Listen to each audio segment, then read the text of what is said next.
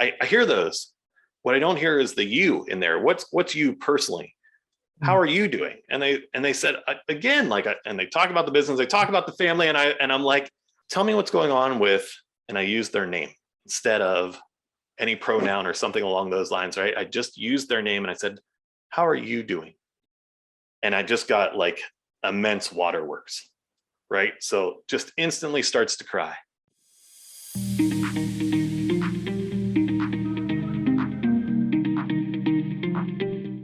Let's unpack the questioning part, right? So when Yeah.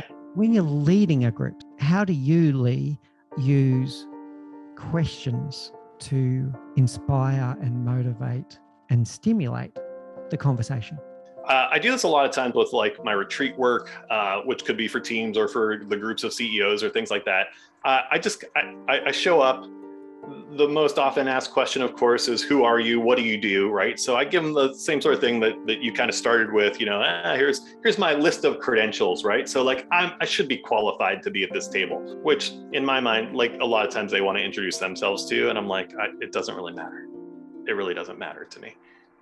What I'm interested in is you as a human and what got you here, of course, as I said. So I just say things like, so what would bring us the most value for the time that we're going to spend together? And then I listen.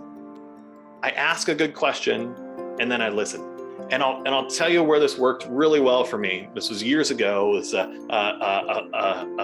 sort of friend of mine, a CEO that I would say from face view looks like they had their life just put together so well, right? They had the perfect little family, the white picket fence, the dog, probably making $1 bazillion a year, like don't have to worry about money or any of that sort of stuff, right? Like just the overall. And I would say that person would tell you that they were probably living a pretty good life at that moment. And here we are, we're in this setting, and I just, we went around, we had, all the sort of formality and stuff. What are the things we're going to work on? And we created a list, a little agenda together about here's the 3 or 4 things that we're going to work on today. Cool.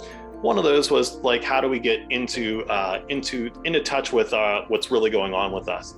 And so I said, would everyone tell me what's going on in your world? Talk about it business-wise, or from your career-wise.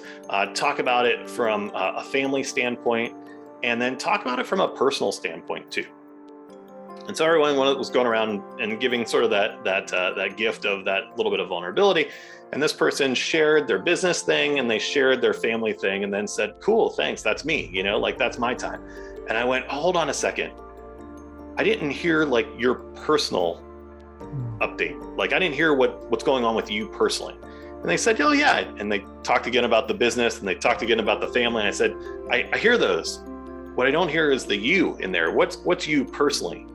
How are you doing? And they said again, and they talk about the business, they talk about the family, and I'm like, what? Tell me what's going on with, and I used their name instead of any pronoun or something along those lines, right? I just used their name and I said, how are you doing?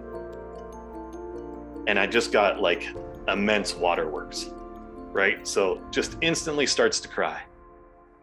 And this person that has it all together and is, perfect on paper said, I can't tell you the last time that someone asked how I was actually doing and genuinely cared about my answer. It was such a powerful lesson to me all those years ago that I'm like, yes, that's our human connection, right? It's not about the stuff or the other things or the other people. It's why does that matter to me? Here's why that matters to me, not to my spouse, my life partner, my partner, my significant other, the people I hang out with, right? It is why that matters to me personally. At the end of the day, we're all pink and gooey on the inside. And let's talk about that. And that's what we got down to that day. Just that sense of listening. I asked a question and then waited for the response. That was it. There's my key to success. It's the same thing that I do with the 2-year-olds too. How are you doing? And they might tell me about the day at school or, that sort of thing, or what they had for breakfast, or that's a common topic of conversation, or about their pets or something, their family. And I'm like, that's fantastic. And what about you personally? Anything else? And that's when the good stuff comes out. So ask the question. Is there a list of questions that people ask me that all the time? Can you just give me like a list of like great questions? I draw inspiration from all over the place with those two. I have no idea. And most of the time I don't have like a script of like, I must ask this, this, this, and this. I have a sort of idea. All those questions are going to be open-ended. I don't like to give people choices that you must choose A, B, or C, because then it's incredibly hard for them to pick letter D, right? I just say open-ended questions. I look for emotion. I see what you mentioned body language. I observe that body language. You can see when there's a difference. And that's usually my next question. Well, what happened? Or what just changed? Or that sounded bigger than the other stuff. Tell me more about that. And just keep that conversation open. And I found that just to be a key to success, to allow other people to explore what's going on for them, to see what's happening in themselves. Sometimes I don't even know it. Ask the question or give sort of the thought prompt, if you will. A lot of the questions I ask aren't questions, just like you did. Could you unpack that more? Yeah. Could you say more about that? And see what greatness is there.